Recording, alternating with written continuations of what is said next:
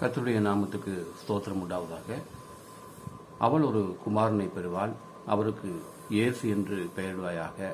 ஏனெனில் அவர் தமது ஜனங்களின் பாவங்களை நீக்கி ரட்சிப்பார் என்றான். லூக்கா 1:21.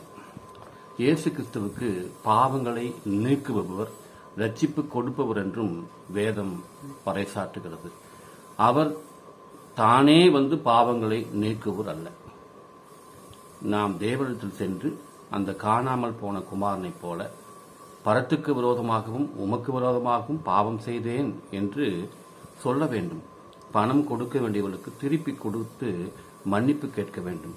பேசாத விதத்தில் பேசி மனச்சாட்சியை சுத்தப்படுத்த வேண்டும்.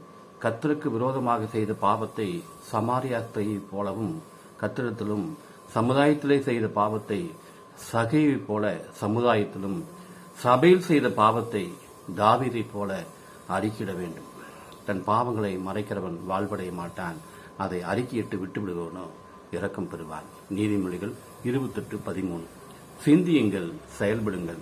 கர்த்தருடைய இரக்கத்தை பெற்று கிறிஸ்துமஸுக்குள் செல்ல வாழ்த்துக்கள்.